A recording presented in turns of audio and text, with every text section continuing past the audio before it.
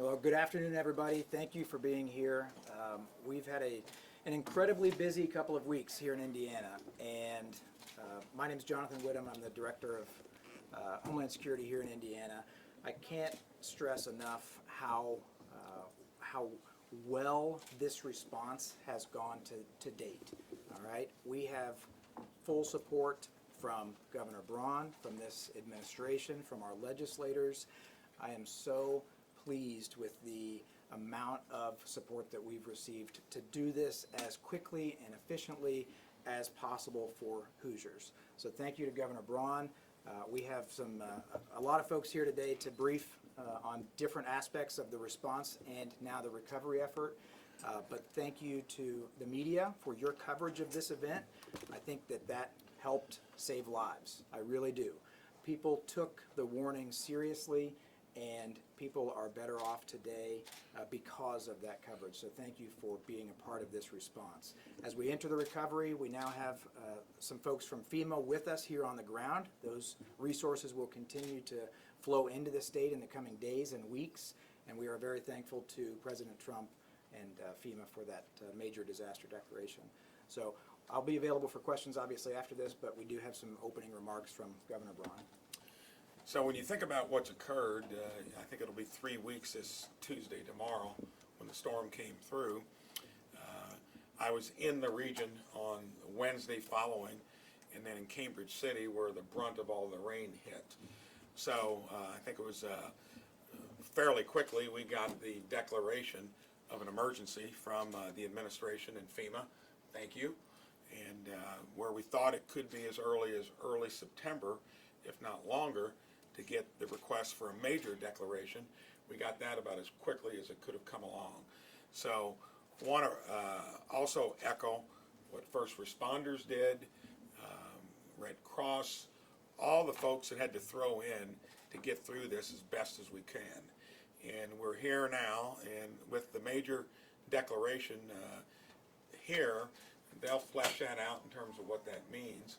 But in the meantime, 211, Red Cross, a lot of your local areas have got food banks and so forth set up. Don't hesitate to reach out. National Guard was mobilized from the disaster, did some unbelievable stuff to help along the way. I did authorize for the next part of it, where it could be lingering, would be all the debris that's accumulated. We have put it out that state resources will be spearheading that, along with contractor backup if we need it, FEMA's guidance along the way, but you'll see a lot of that starting to move because it's still out there, in some cases close to where the damage occurred. So all hands have been on deck. I've been pleased with the total response from local, state to federal, and here we are with a declaration that came more quickly than what we all thought in terms of the major declaration. Hand it over to FEMA, and you can kind of fill us in on what lies ahead. Thank you very much, sir. Fred Kaler, Acting Regional Administrator from FEMA Region 5. And first, let me say thank you to Governor Braun and Executive Director Whittam for staying closely synced with us as we work to bring these resources to the survivors across the state of Indiana. FEMA may provide money to help storm survivors repair or replace items that were damaged by the storms. So that includes damage to your home, furniture, vehicles, furnace, air conditioning, other types of personal property. We may also be able to provide money to help cover the cost of temporary housing while your home is being repaired. But if you have insurance, okay, in many of the counties it's flood, obviously, was the primary impact, but obviously some of the counties it's wind, okay? So if you have insurance, definitely work with them, go with your provider and get that process started. Photographs, receipts, you can get repairs going, right? Get things dried out, drywall cutaway, things of that nature. But also, with this declaration, the Individual Assistance Program, complete your FEMA application. The best and fastest way to apply is online, disasterassistance.gov. Over 13,000 have already registered. It's fantastic. Vast majority of those through that online methodology. Also available, the 1-800 number, FEMA 1-800, it's 800-621-3362. 800-621-FEMA, FEMA. If you need help applying for assistance in the days ahead, in the weeks ahead, FEMA staff, our teams, will be out in the communities working with the state on designated locations, some state-led recovery resources. We'll offer in-person support. Citizens, residents have 60 days to apply for assistance, but don't wait. Get your application in as soon as possible. FEMA assistance will not replace all the losses. Insurance is always the best. The FEMA grant can make the resident, the home, secure and safe, but it will never be as robust as full insurance coverage. And we know that's sometimes a challenge. But we'll help in those situations. We'll help work through that. We know the state also has funds, and that's fantastic to help folks get back on their feet. So apply for those as well. And perhaps that covers things that FEMA does not or cannot. But our teams will be here on the ground supporting the state throughout this recovery process. Thank you, sir.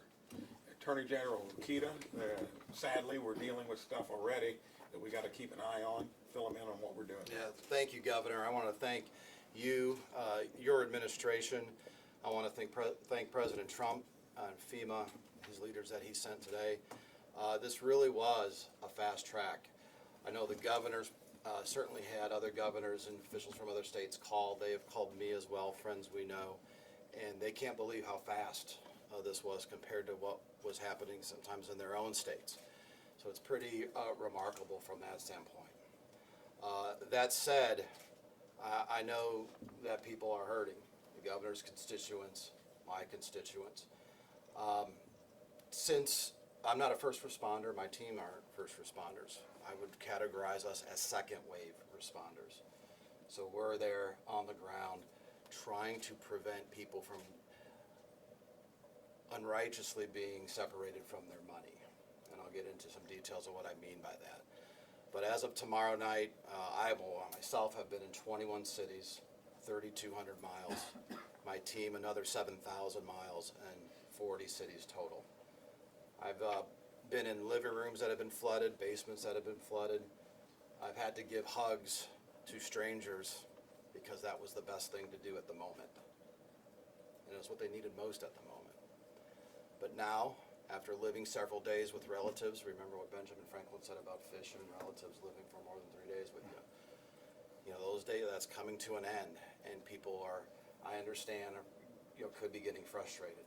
So FEMA comes at the right time to bolster our efforts. All that said, please remember that FEMA may not cover everything. It was just told you.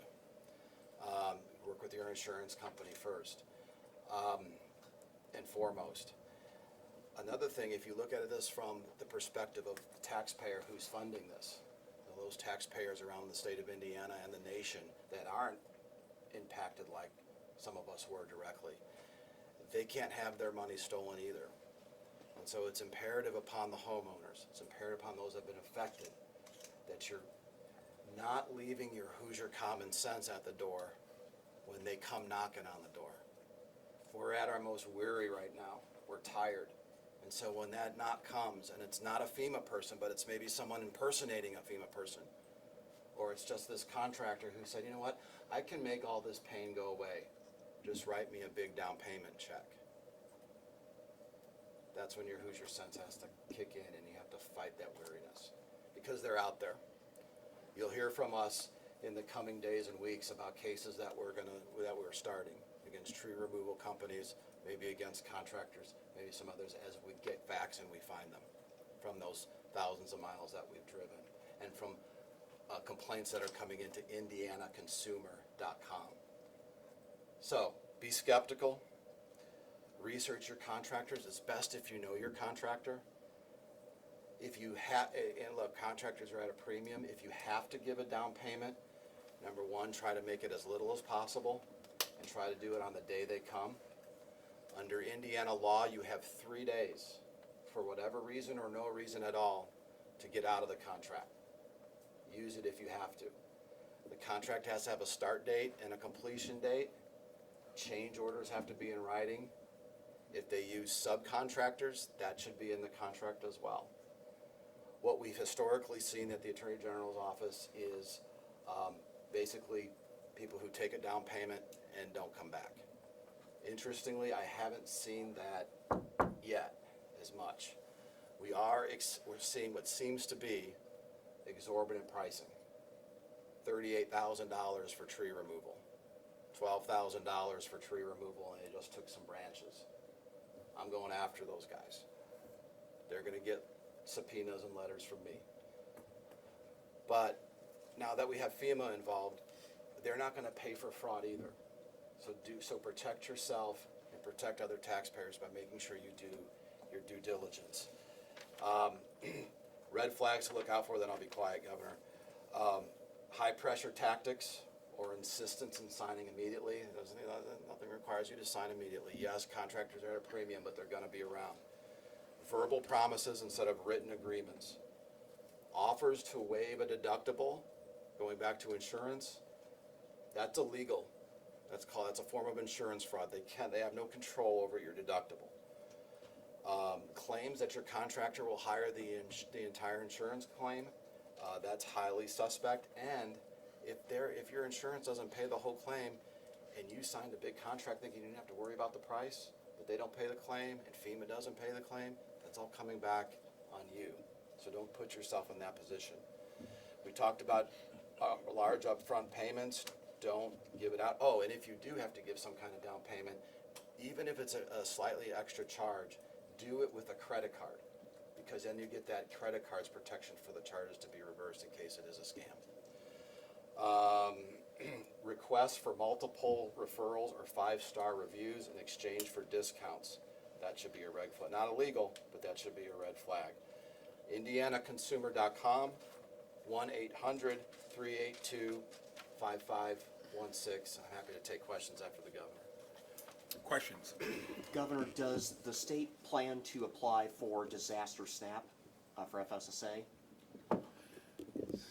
So we are already in process of doing that? We are, yeah. So that's handled through the Family and Social Services Administration. That process is beginning as we speak. FSSA will be part of the one-stop shops that we set up around the state. So anybody who's eligible for those disaster benefits can sign up either online or meet with FSSA individuals at those sites when they're up and running. Tell us a little bit more about those sites, where some of the locations you've got finalized hours, and I'm assuming that all this is going to include FEMA as well. Yeah, that's right. So we're working on kind of the initial list of those mobile registration sites right now. Those are being pushed out today. And then we are setting up the fixed sites. Those will be more of the traditional disaster recovery sites that will be located strategically around the state, populated areas, but obviously we want to go where the damage has occurred as well. So those sites are being finalized, and as soon as we have the list and the dates and the hours of operation, that's going to be a heavy push for media so that our Hoosiers know exactly where they can go in person to meet with those agencies. When it comes to state and FEMA funds, how long can Hoosiers expect to wait before they receive any of that funding? I'll take that one. On the FEMA side, again, that registration process gets things going, and as soon thereafter as possible, it's followed up by a inspection, home inspection service. Again, under FEMA authority, and then that next step ultimately, results in what that individual grant would be for that particular household or individual in that home that was impacted. They try to expedite the process, but obviously as the number of survivors grow, then there's a volume in play there. But we do try for days, not weeks. That is the goal for every survivor, following that home inspection step. And probably on the state side, they've already interfaced to the extent of what we've had available. So you got to remember that all started at least a couple of weeks ago. Anything above and beyond the $5,000 we had available probably would be where the federal FEMA side of it kicks in. But there are a lot of ancillary things happening community and county by county in terms of folks offering and donating hotel rooms. Every community is going to be a little different. And then remember this, Northwest, mostly wind, probably mostly insured. And it doesn't bring in the discussion flooding. Flooding, since hardly anybody had it, that is where FEMA will come in, and that's going to be mostly a central Indiana issue. Wind, you should be covered under your normal homeowners, will be in the Northwest. Governor, I know Marion County put in for both the individual and then the government assistance, received the individual assistance. Was curious if there's going to be opportunities down the line as more money is tallied up for them to apply again or to be reconsidered for the other assistance programs, and maybe Fred, if you want to join them after that. So there's going to be all kinds of ways to cross-fund stuff. The immediate response was mostly going to come from the state, locals. You got to remember, the range of potential damages go from $500 million up to maybe 4 or 5. And why is that such a why? Well, you need to look at some of the destruction, especially to public infrastructure. So when it comes to what the city does, since it had a decent amount of damage where they never had been confronted before, you'll have that. The state will be a backup, and then FEMA eventually to both of them. Good question. Fred, can you talk a little bit specifically about yeah. public assistance, how that Absolutely. evaluation process will? This was a very large event, and so, we use rapid assessments to try to expedite the process to get to a declaration. But that said, there are more counties in the governor's request that we haven't fully worked through the process between FEMA and IDHS, working with the counties to gather and collect the documentation. So that is still a work in progress, and we're trying to expedite that. But nothing has been denied out of the governor's original request.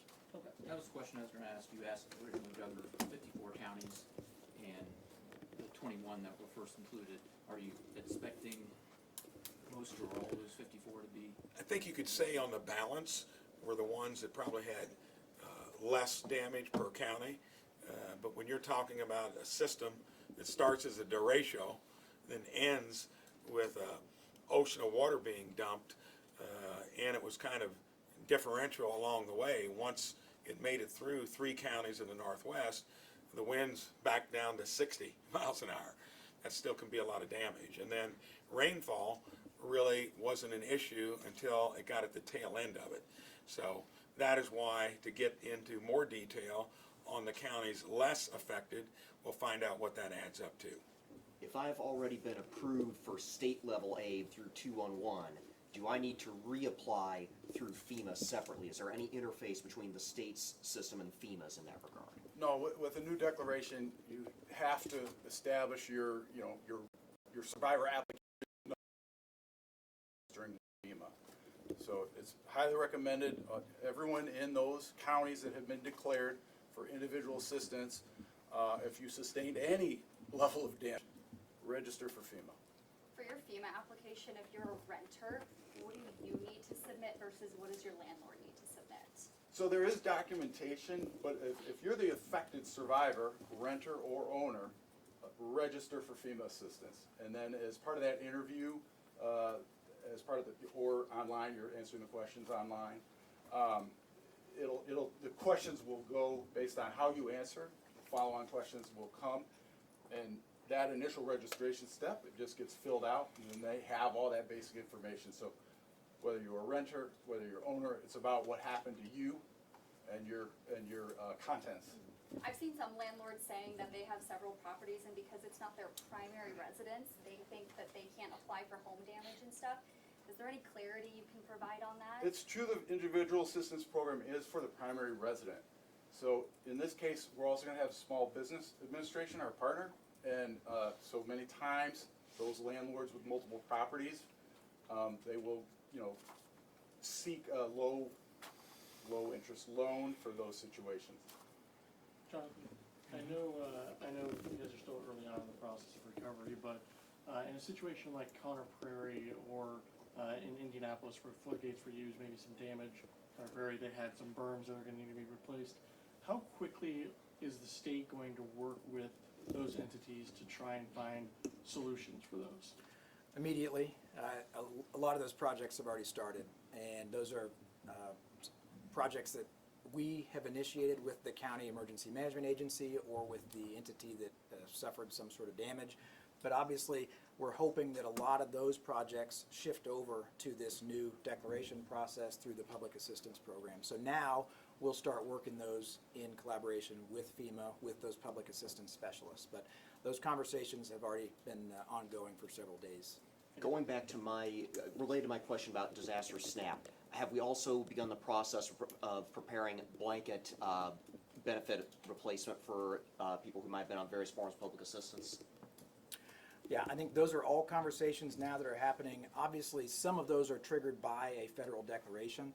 And so I think the message is any form of assistance that could potentially be available to survivors is going to be made available. I think that's our goal, and we will check those boxes as we hit those different thresholds and mile markers. But so far, everything that we've experienced and seen come to fruition has been kind of on a rolling basis. So that will be evaluated if it has not already been. Governor, I want to confirm that you believe the possible total damage could be up to $5 billion. I don't believe it. That's the range because it's so kind of variable once you take a look at it. Like the bridge, for instance, up in Carmel that was taken out. That could be anywhere from 20 million to maybe 30 to 35 billion. I mean, bridges are expensive. That kind of infrastructure damage. Our own NDOT, early on, there's been a major traffic jam, one of the heaviest laterals in the country, 70.